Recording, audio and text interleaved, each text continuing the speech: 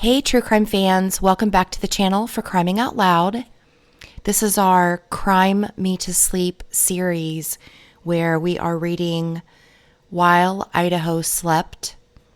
And this is the first episode, and this will cover the prologue and the first part of the book. It's about 5 chapters, I believe, but they're short. So let's get started on the prologue. Moscow, Idaho is a nook in the northern forests, a college town for most of the year, and a working-class whistle-stop for the rest of it. When the University of Idaho is in session, there are 25,000 people in Moscow, but in the off-season, that number is less than half. You usually don't end up in this remote hamlet, crouched beneath the Palouse Mountains, unless you're trying to end up here. It's just not somewhere you land by accident, and that's the beauty of it. In summer, you can smell the pine burning off of the nearby forests from sunlight, its sharp perfume drifting into the valley. In winter, the downtown is strung with Christmas lights, and there are footsteps in the snow from store to store. When the weather is bad enough, and it often is, an occasional set of cross-country ski tracks can be seen running down the center of Main Street on nights when automobiles don't dare risk the journey. Some of the street lamps are still ornate, like in old-fashioned holiday movies. There's hardly any crime in this little village. There are drug-related crimes like everywhere else, but not terribly newsworthy ones. Crimes of petty theft, shoplifting, and of course domestic assaults, which are violent but statistically stem from addiction and poverty, America's crimes of the broken heart and soul.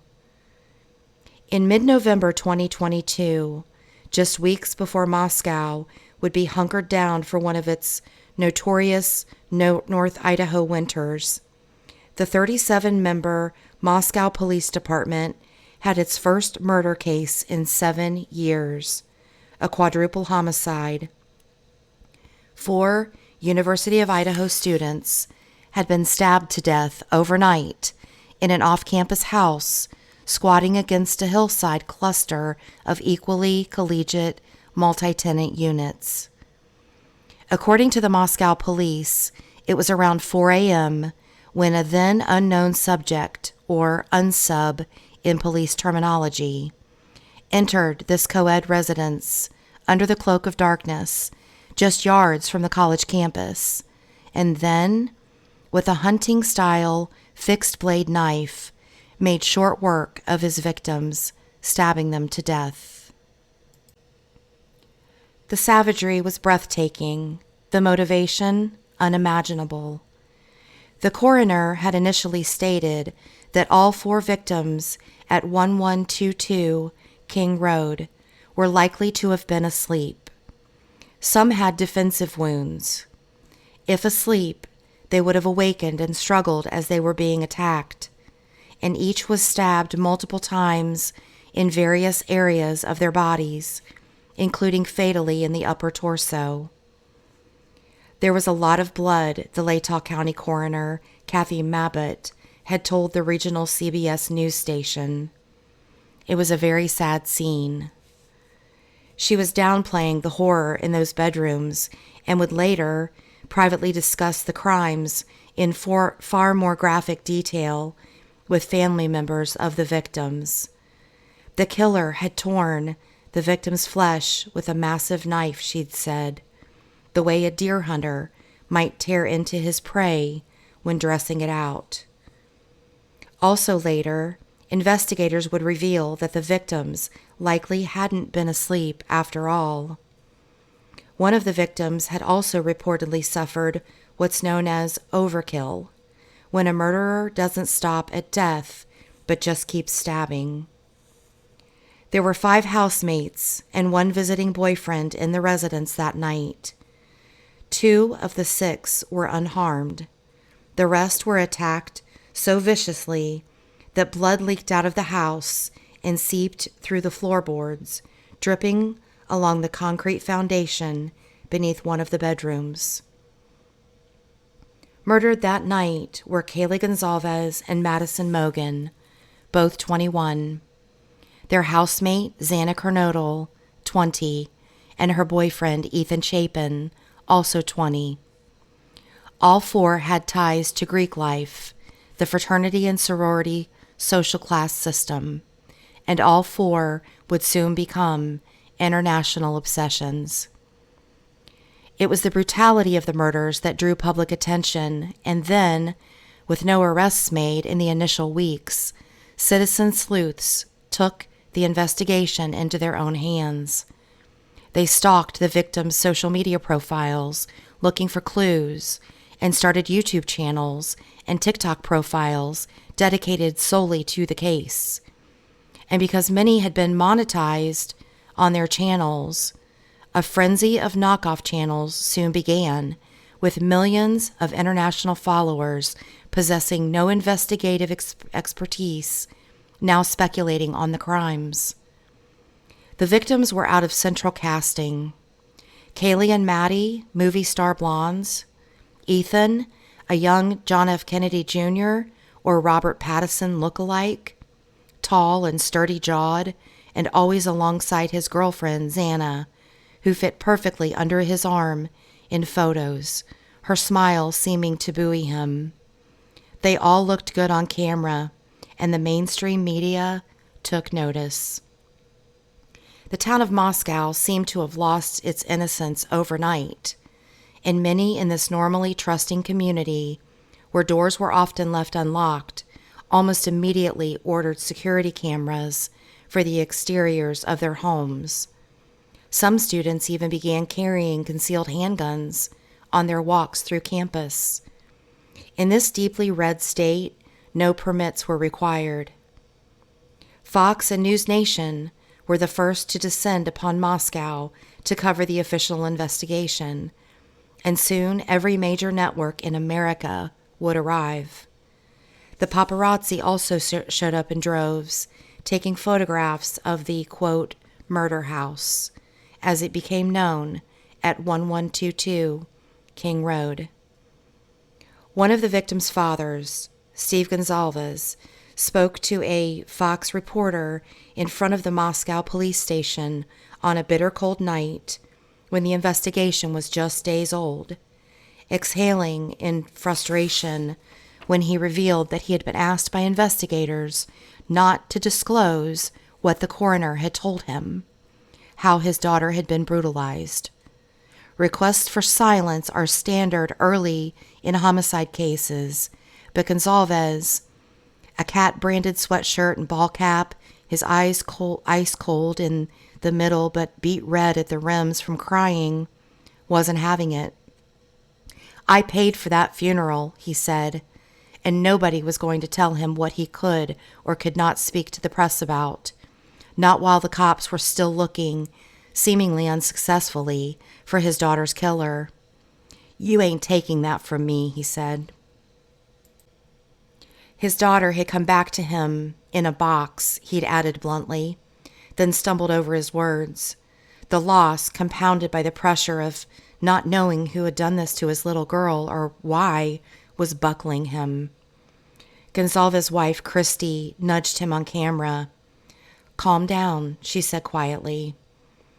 Every hotel in this little town was soon booked and all the parking spots taken, and the international spotlight cast hotly onto Moscow Chief of Police, James Fry, who began holding daily news conferences to appease the public hunger for information.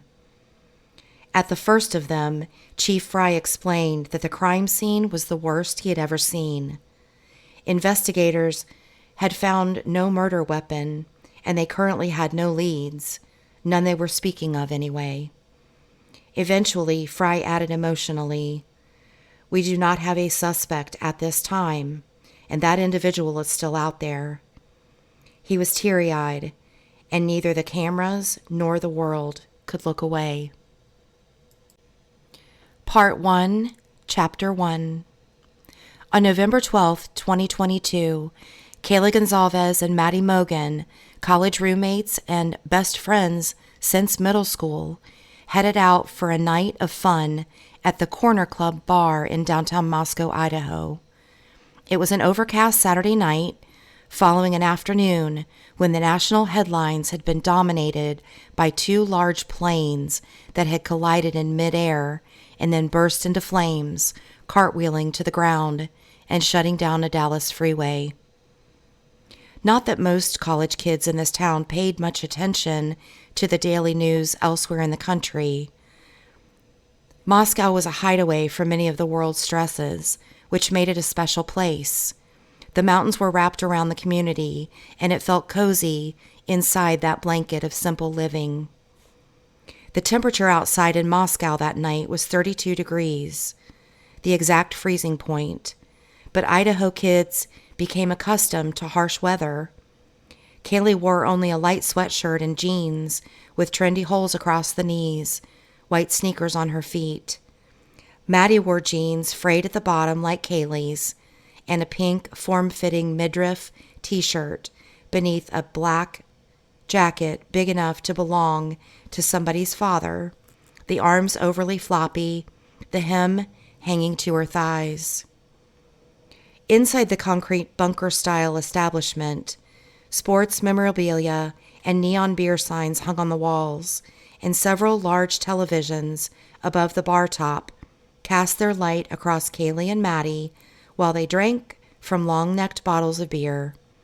On weekends, the bar was elbow to elbow with 20-something college boys, many of them fraternity brothers who wore their ball caps backwards and leaned in closely to their peers and to the sorority girls like Kaylee and Maddie.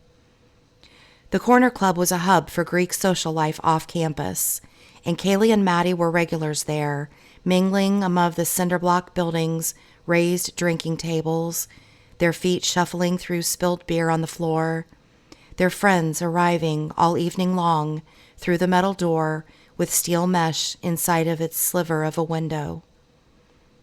The night of the 12th was no different. A basketball game on ESPN, but nobody was really watching. The bar's surveillance camera showing Kaylee and Maddie appearing to get slowly and happily buzzed. Thanksgiving break was only a week away, and there was excitement in the air for a much-needed respite from academics. In fact, Kaylee was finishing with school entirely. She was graduating at the end of the semester, and she had already accepted a job in marketing that was scheduled to start in February, way down in Austin. Kaylee's plan was to get her degree, head for Europe for a month, and then come back to real life. It would be the first time she and Maddie had lived in different towns since they were children. Toward the end of the night, the girls stopped to chat with Kaylee's on-again, off-again boyfriend, Jack DeCour, whom she had recently broken up with, by all accounts, amicably. Jack was tall, with thick auburn hair and stubble along his jaw, and he still looked at Kaylee as if one day they'd get married. Jack and Kaylee also continued to share their dog, Murphy, a golden doodle, turning a year old in December.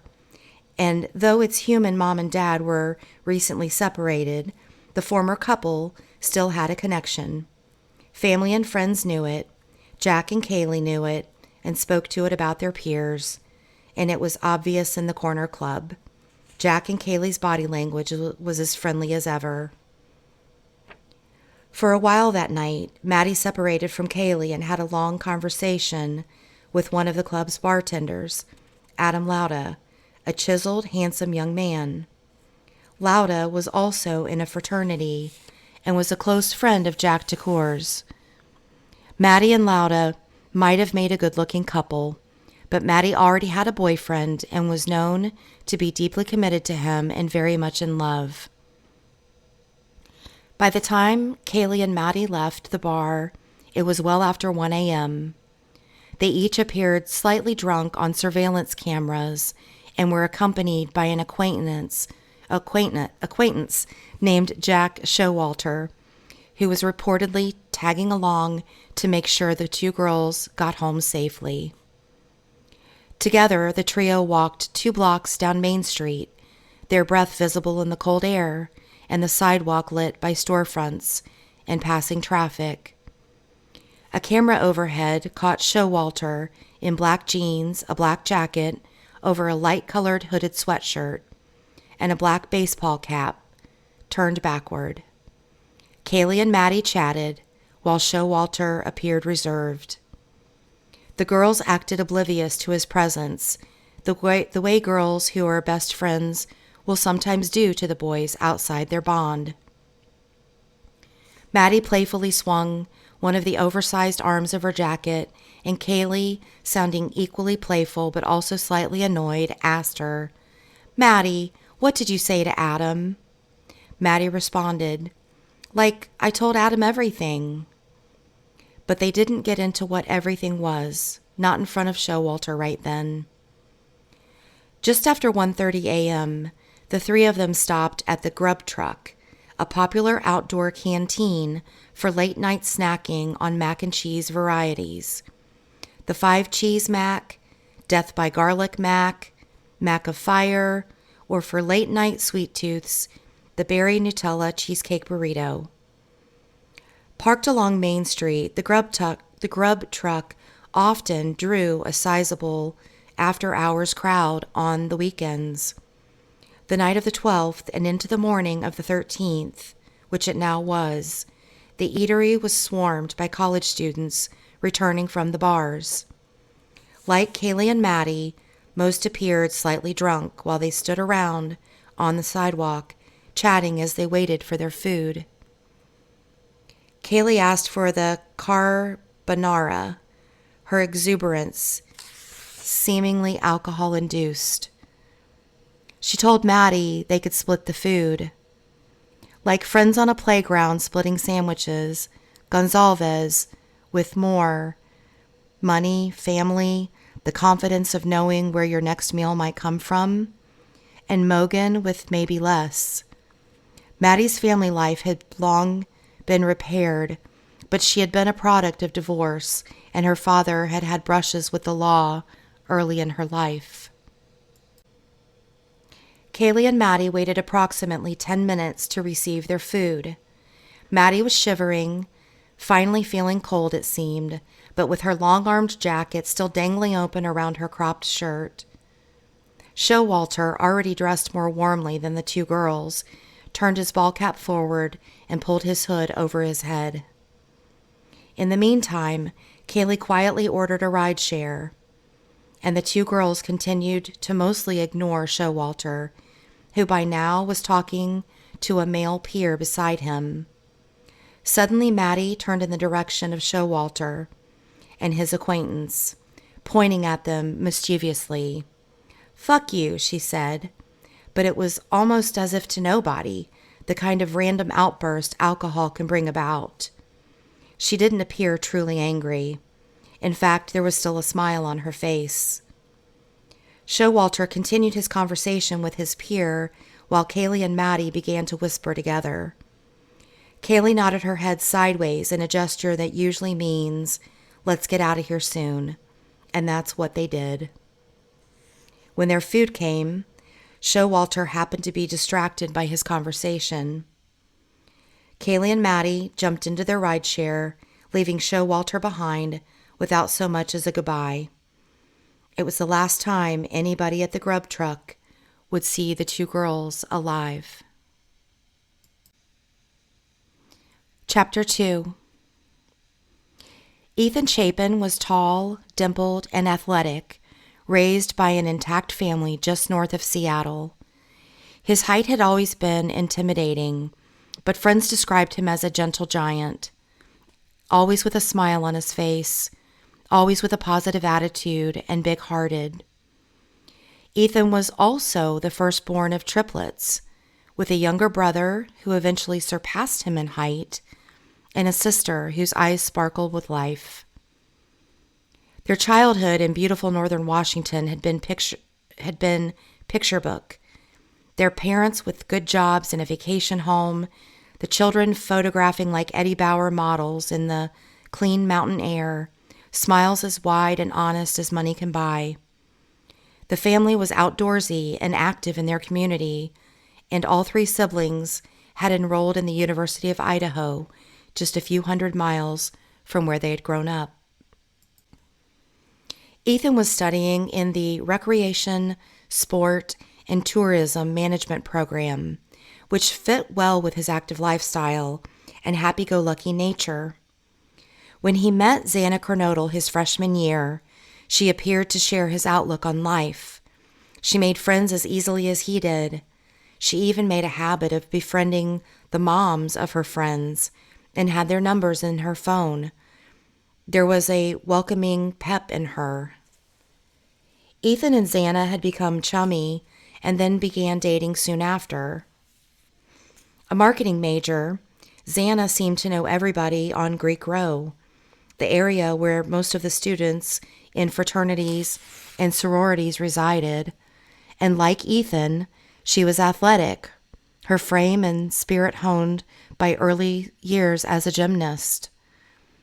She had been raised in woodsy Post Falls, a working-class suburb of Coeur d'Alene, 120 miles south of the Canadian border. It was a beautiful place to grow up, but Xana's mother struggled with drug addiction and was periodically incarcerated. Due to one of those drug-related criminal charges, Xana's mom wore a court-ordered ankle monitor until the day Xana was born. She was arrested on additional drug charges when Xana was 5 months old, and there were many more arrests in her future. Xana learning early on her own to embrace the good days when they came. In and out of the system, her mother was an infrequent presence during Xana's formative years, and Xana eventually lived full-time with her father, who worked in the building trades. She was close to him, but when she arrived in Moscow for her freshman year at U of I and met Ethan, with his easy and joyful manner, it must have felt like finally coming home. On the night of November 12th, Ethan took his sister Maisie to her Kappa Alpha Theta sorority formal, an early evening event.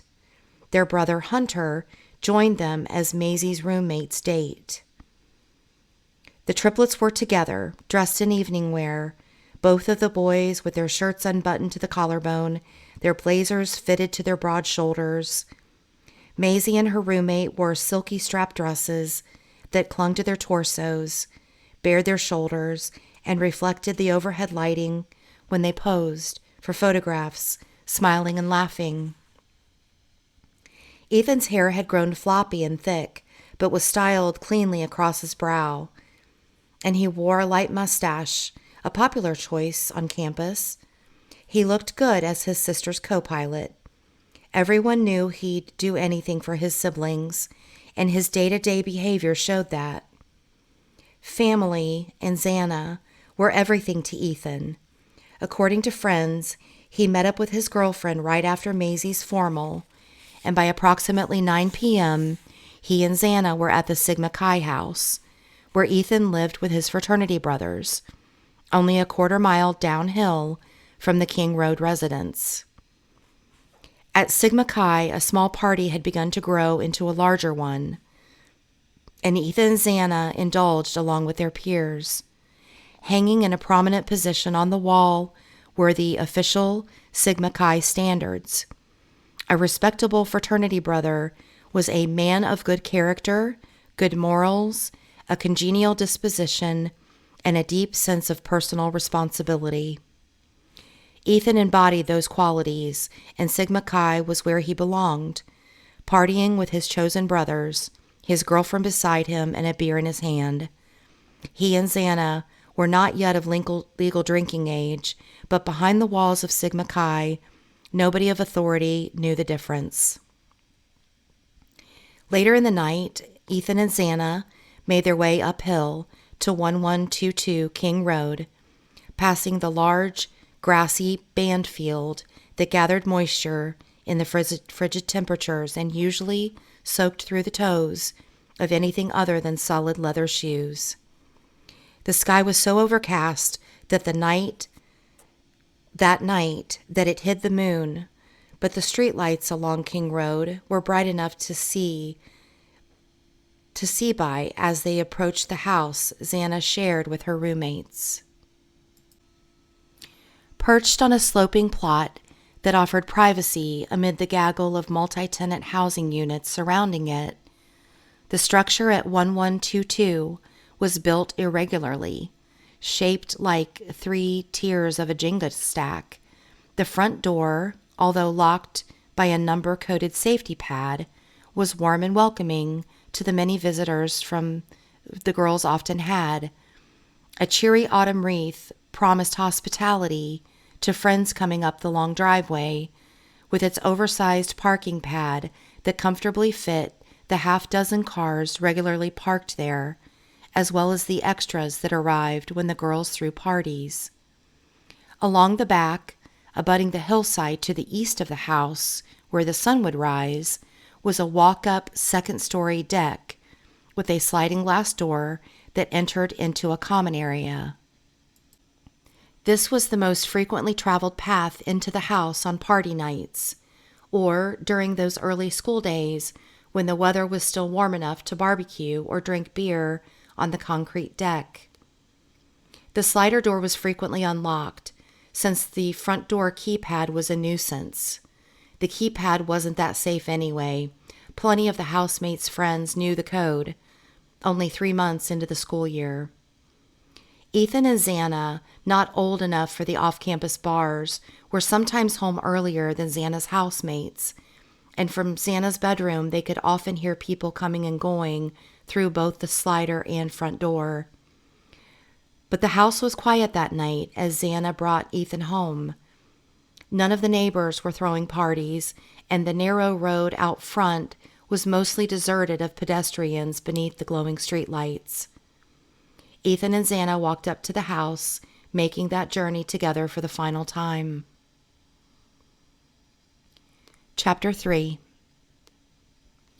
Bethany Funk's first-floor bedroom at 1122 King Road had a window that faced the property's communal parking lot. Anyone occupying that room over the years would have learned to sleep through the noise of vehicles pulling up, headlights sweeping across the glass. Sometimes it was silent outside the house, the lengthening nights of early autumn quieter the more the leaves changed colors. But on weekends there was traffic out front and friends coming in and out of the home. The neighboring multi-tenant units all had visitors too, especially the big apartment complex looking down on the house. People and cars came and went all night long sometimes. Bethany's body and mind acclimated, the sound eventually no different than a low droning wind through the trees. Bethany's immaculate childhood home in Reno had been considerably more peaceful, with its beautifully landscaped grounds, including a massive meditation pond, geothermally fed water piping into the lawn, and a private basketball and sporting court that was fully fenced and tucked away from the street. Bethany's father was a successful dentist, her mother a school aide, and the family could afford life's finer things. It was a charmed upbringing by all appearances. But life in Moscow also had its charms. Bethany was a sorority sister in Phi Beta Phi, like her housemates, Xana and Maddie. And with that came a fast-paced social life for the 19-year-old, whose previous school year had been her first living away from home. She was blonde, like all the girls in the house except Xana, and her fit silhouette and photogenic features drew frequent compliments on her social media accounts. The youngest of the housemates, she not only fit in, but also fit the part. In the college sweatshirt she often wore, Bethany looked like an Idaho girl, comfy in the new climate she'd left home for. The Funk family had deep roots in Nevada, but here in Idaho, Bethany was free to explore a life built on her own terms, forming new roots in the Greek system and new friendships in the popular circles surrounding her roommates.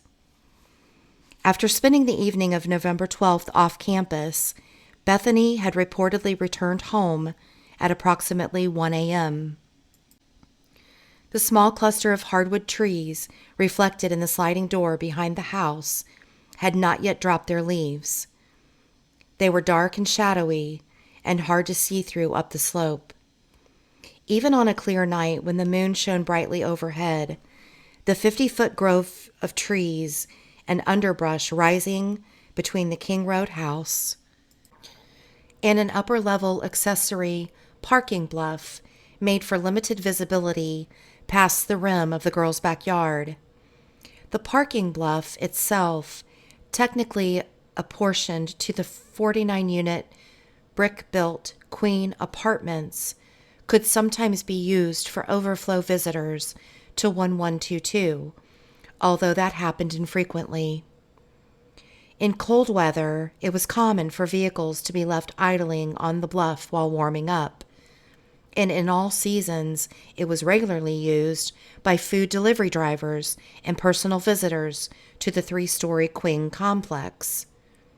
By winter, after the leaves had dropped, tenants on King Road could see right through to the upper concrete pad, but for the remaining months of the year, the nighttime became an oil-black veil between the two properties. Anything really could happen there in the dark around the apartment complex or in the small grove of trees, even violence or the threat of it lurking, and nobody downhill would know. Not that many people in Moscow ever thought of such things. Unlike in Reno, violent crimes in the northern areas of Idaho were so infrequent as to appear non-existent.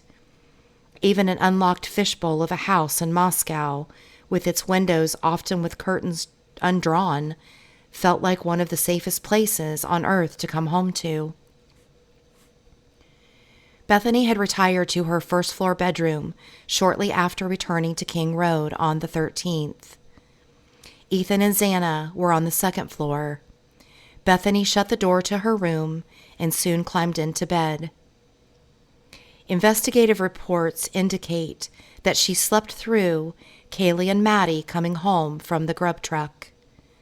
And even with the window of her room facing the street, she slept through the headlights that would usually ascend past the house just after bar closing time, around 2:15 a.m., when residents of the Queen Apartments complex returned home.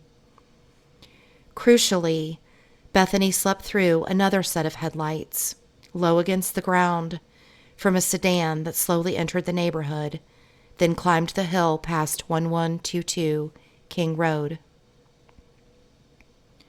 The face of its driver was concealed in the darkness of the sedan's interior, but the body of the vehicle, a white Hyundai Elantra, was caught on a neighborhood security camera.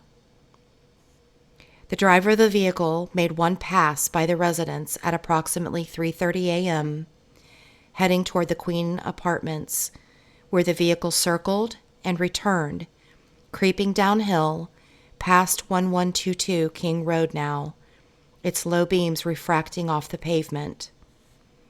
Between 3:30 and 4, the vehicle made 3 passes by the King Road residence, and Bethany reportedly slept through all of them and through Xana's 4 a.m. DoorDash delivery from Jack in the Box, the only restaurant open that late. The DoorDash driver had arrived from 10 miles away in Pullman, Washington, just across the Idaho state line. A long drive to make for a fast food delivery, but Pullman and Moscow often felt like the same town, both with universities, both with students who frequently indulged in their late-night munchies. Bethany hadn't awakened when Kaylee and Maddie talked upstairs 90 minutes earlier, desperately calling Jack DeCoeur on their cell phones. Even if they'd recently broken up, Jack was Kaylee's love. She had been drinking, and nights could be long without Jack to hold on to. Kaylee made 7 calls to Jack over an 18-minute period, but he had answered none of them. Then Maddie tried calling him too, 3 times without reaching him. All their calls went to Jack's voicemail. Bethany slept, and when the noises changed, they did not penetrate her slumber. The slash of a knife, the sound of a whimper, a body hitting the floor. From a distance, it all might have been no louder than a door being slammed, a sound Bethany must have heard 100 times by now, the echo of it just a stammer in her dreams. Chapter 4. Dylan Mortensen, a tall, blonde sophomore and originally a Boise girl, lived on the 2nd floor at 1122 King Road, on the opposite side of the house from where Xana and sometimes Ethan slept. A large common area separated their 2 sides of the residence, but it wasn't much of a buffer for sound. Dylan's bedroom shared a wall with the living room and was close to the well-partied-in kitchen with its sliding glass door leading out to the deck. Dylan had gone to Boise High downstate, a city school with white columns, award-winning teachers, and a festering drug problem like many high schools, opioids mostly, and Adderall and weed.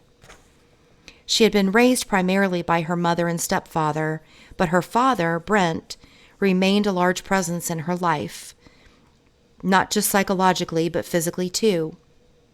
He was 240 pounds of muscle, a fact he had recently alluded to in a text. Just a friendly reminder of who is going to show up at the boys' door who messes with one of my daughters, he had told Dylan. The text was accompanied by a photo of him, built like a brick oven, his forearms as big as sledgehammers, and a look in his eyes like a man who'd already seen combat in his personal life and would welcome it again to save his family. In another message, he had told her, "If you ever need anything, you let me know. A ride home, clothes, me to be at an event, get you out of trouble, food, or just a hug. I will drop whatever I'm doing to help you." He'd also recently sent Dylan a photo of herself as a child, her hair in pink bows, his own face much younger beside her, his baseball cap turned backward while he leaned into the camera. "We used to travel a lot," he had said. "We're going to start doing that again. I love you girls more than anyone or anything. Daddy's back, baby."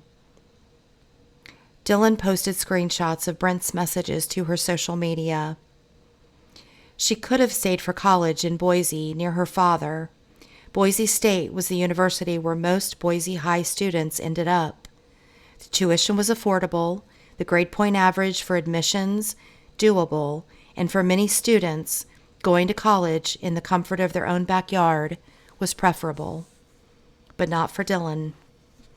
The U of I was where downstate students went to get away, but also to find themselves, and in Moscow she had seemingly slid easily into a version of herself that her father might admire, leaving home instead of staying put, finding comfort in the family surrounding her on campus, and also inside 1122 King Road, where her corner bedroom on the 2nd floor was tastefully decorated. On the 13th, Dylan told investigators afterward, she had been sleeping, but was awoken just before 2 a.m. by her housemates and Ethan, who had returned to the residence but had not gone straight to bed. Based on investigative reports, she had apparently dozed, fell back into a deep sleep, and was again awoken by a commotion in the house, this time shortly after 4 a.m. Dylan could hear what sounded like Kaylee playing with her dog, the golden doodle she shared with Jack Decor, upstairs on the 3rd floor just above her. She could hear Murphy barking and could hear movement across the floor. The sounds were too loud to try to sleep through. From her bedroom, Dylan yelled out to her housemates, asking them to calm down. She was trying to sleep, she shouted up to them, but they didn't answer. She thought she heard Kaylee say, "There's someone here," Or maybe it was Xana saying the words. Dylan wasn't sure. Sometimes voices were heard throughout the vents, the walls, the flooring. Their direction of origin could be obfuscated in the old house. Dylan got up from her bed. She opened her bedroom door and looked toward a nearby stairwell that led to the third floor, where she saw nothing. In the dark, there were only shadows. Around the hall from her to the left was the shared kitchen, and down a hallway to the right was Xana's bedroom, where Ethan had been staying over a lot. Nothing looked out of the ordinary in that direction, either, so she closed her bedroom door and started to return to bed. But then she heard more commotion. Somebody in Xana's bedroom was crying, but she wasn't sure who. All she knew was that she heard what sounded like tears. She again opened her bedroom door and peeked out. While she saw nothing remarkable, she heard a male voice say what she thought was, "It's okay, I'm going to help you." It sounded like it came from Xana's room. Maybe Xana had been crying, and Ethan was going to help her with whatever was wrong, Dylan thought. She was exhausted from all the noise keeping her awake. But soon she heard more crying, and for a third time, she opened her bedroom door. This time, she saw a man dressed in all black clothing with a black mask covering his mouth and nose. He was walking toward Dylan in the dark, an athletic-looking person but not muscular, 5'10" or taller, and with bushy eyebrows. Had he been partying with her roommates? Was he one of the many new friends they'd made during the first months of school? She didn't know. Dylan stood in her bedroom door watching him pass. He was not rushed, but not casual either, just a man leaving one place for somewhere else. The man brushed slightly past Dylan's doorway without acknowledging her. He exited through the sliding glass door that led to the second-floor patio, where the warm weather parties would occur, and where the wooded slope behind their house led to the often trafficked parking platform on higher ground. A man in a mask who left the house but not run from it? From the past 2 years, just about everybody had been wearing a mask to prevent infection from COVID. In her classrooms, at the store, some people had even gone on dates wearing paper masks that muffled their voices and intentions. Things upstairs were quiet now, Murphy no longer barking, and from down the hall, Dylan could no longer hear anyone crying. By 4:20 a.m., Dylan had locked herself in the bedroom for the remainder of the night. She did not come out until just before noon, when the sun was already high and the bodies of her housemates lay scattered on the second and third floors, enough blood around them to paint the walls. Chapter 5. Just before 3 a.m. on the 13th, 2 Moscow police officers patrolling Band Field and the nearby Greek Row for alcohol offenses spotted 4 male students in the elongated grassy expanse that stretched from the Sigma Chi fraternity house to the small apartment complexes of Taylor Avenue, a winding 2-lane thoroughfare running beneath the King Road neighborhood. At a certain angle from the field, the roofline of the King Road residence was visible above Taylor Avenue. Nearby street lamps provided partial lighting of the band field perimeter, but the dark interior of the field was a no-man's land at night.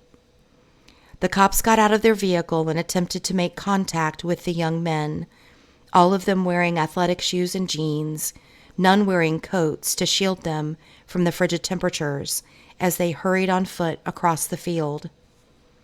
The police approached from a distance, calling out.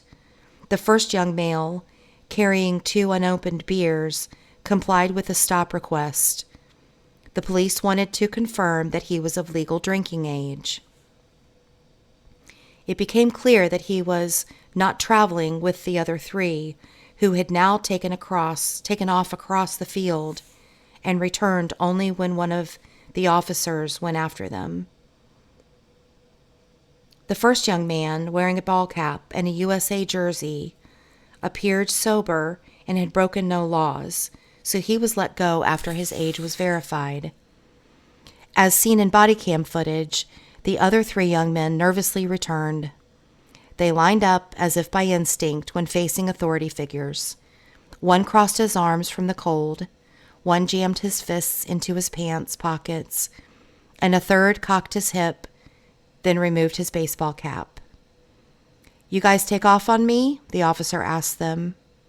One of the young men responded, "I thought it was just like a fake person, honestly."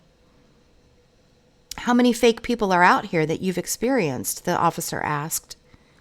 The audio unexpectedly went silent for a while, and the 3 young men appeared dreamlike in the body cam footage. The movements of their torsos, like shadows swaying in the dark, their legs lit by the officer's flashlight beams. Minutes into the silence, the audio returned, and an officer was heard asking the young men how much they had had to drink. 2 beers, one said, but after pressure from the officer, they all admitted to having consumed 6 to 8 beers apiece. "No shots?" the officer asked. "No shots," one of them responded. "What kind of beers?" "Busch Light," 2 of them said. All of them were visibly intoxicated. The officer instructed all 3 to follow him to his vehicle, where they lined up on the street, lit by the patrol car's headlights. All 3 were freshmen at the University of Idaho, and none of them were of legal drinking age. The officer began to write them citations. "You guys all live here in the same frat?" he asked. "Yeah," one said reluctantly. "Which is?" Alpha Kappa Lambda. 6 years earlier, the Washington State University chapter of their fraternity, 15 minutes away across the state border, had been shut down after law enforcement found evidence of widespread hazing and drug distribution. "Seems to be a pretty slow weekend," the officer said, making small talk while the citations were completed. "I was expecting busy." "Yeah," one of the students said. Another said something inaudible, to which the officer responded, "Fucking cold, yeah." The King Road residence was just up the hill from where they stood, maybe a few hundred yards away as the crow flies. It was nearly 3:30 a.m. by the time all 3 young men had been released, and the officers returned to their vehicle. They could see the students continue their drunken trek across the open field toward wherever young men on college campuses walk after 3 a.m. To the left of their path, the Sigma Chi house was well lit. There'd been some trouble there in the past, but none worse than at any other house on Greek Row. Way off in the distance, the 3 young men were just shadows now. The unmarked police vehicle, a hybrid sedan assigned to save on fuel prices, idled almost silently in the dark. Its headlights shone on the emptiness ahead. It was a weekend night like so many others. Just up the hill from where the police officers sat, prosecutors now say, a then unknown subject, or unsub, in a white 4-door Hyundai Elantra, was beginning to circle 1122 King Road, contemplating his way inside the house. Chapter 6. Security cameras and cell tower data told a story, but they didn't reveal who was behind the Elantra's steering wheel or how events unspooled inside 1122 King Road. Less than 2 months later, police would identify and arrest the man they believed to have been their unsub. From the facts alleged in the affidavit supporting his arrest, an account of the early morning hours of November 13th emerges. Now, there's a footnote here I'm going to go ahead and read from the author, and then I'll go back to the account that is in the text here. The narrative conveyed in this chapter on the commission of the King Road homicides is a reasonable reconstruction of events that I have based on documents submitted by law enforcement agencies. Those documents identify in detail cell phone data, neighborhood security camera footage in audio and video format, traffic cameras, license plate readers, and other forensic data. Further nuances were based on my personal visits to the crime scene residence and its environs on multiple occasions in the days after the murders, as well as on personal travel along the unsub's alleged route in the early morning hours after the crimes. The Elantra idled atop the concrete outside 1122 King Road. It was cold outside, and the engine exhaust would have been discharging in plumes. The street was often heavily trafficked during mid-evening hours, but began to quiet after 2 a.m., bar closing time, and then 30 or 45 minutes of people getting home safely in Ubers and Lyfts or drunkenly hugging the shoulder of the road in their trucks. There were kitchen lights that stayed on while people grabbed late-night snacks and then clicked off when they went to sleep. By 3:30 a.m., the neighborhood was reliably still. As seen on security video, the Elantra had already made 3 passes by the residents earlier that night, entering King Road at a snail's pace in the dark. It had turned around in the cramped corner near King and Queen each time, and at the Queen Apartments overlooking at 1122 before eventually making an awkward 3-point turn in order to exit the area. After the 3rd pass and exit, the driver had reportedly taken Taylor Road away from Greek Row, maybe killing time. Finally, he had turned and come back. In front of the house, the vehicle's unusually narrow taillights would have glowed like blood-red cat's eyes in the night. The driver wasn't leaving the area again, not just yet. He would have driven slowly up the incline past 1122, turned slightly at the Queen Apartments, and followed the asphalt 100 yards into the parking bluff that overlooked the home through the small cluster of woods.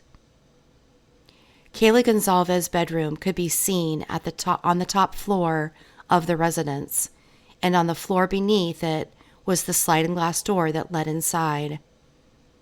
It was a few minutes after 4 a.m. by the time the unsub shut his vehicle off, then stepped onto the pavement. In the past few months, the unsub's cell phone had utilized the towers serving 1122 King Road at least a dozen times, always in the late hours of the night like this, his vehicle allegedly climbing slowly past the residence on each of those nights, then turning back around in the parking area of the Queen Apartments, preparing for his crimes by surveillance of the area, law enforcement had suggested. He'd coast back downhill in the darkness each time, the 3-story King Road house just outside his driver's side window as he passed, the body of his vehicle low to the ground. On the night of the murders, the unsub was dressed in all black, with a covering over his face from the bridge of his nose downwards. In the dark, he crossed the concrete and then made his way through the brush towards 1122 King Road's unlocked sliding glass door on the 2nd floor patio. Built against the hillside, the 2nd floor of the residence was as easily accessible as the 1st, and even more inviting to outsiders with its open deck and overhead twinkle lights. The unsub opened the glass slider and stepped into the kitchen. He would have crossed in darkness, then taken a small stairway that wrapped to the third floor, where two of the girls had been preparing to sleep. In the old house, according to a previous tenant, the treads and landing of the stairwell would have creaked, but just slightly. By the time the unsub was upstairs, the golden doodle, not much older than a puppy, began to bark. The audio was picked up by a neighboring camera.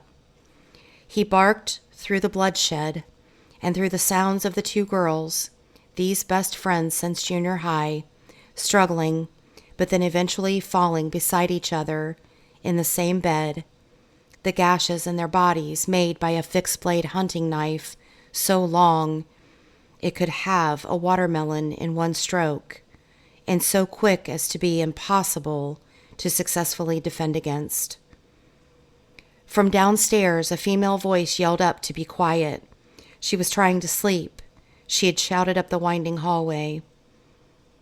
Kayla Gonzalez and Madison Mogan leaked blood onto the mattress, where they might have died almost immediately, and the golden doodle, shut into another bedroom across the hall, eventually quieted.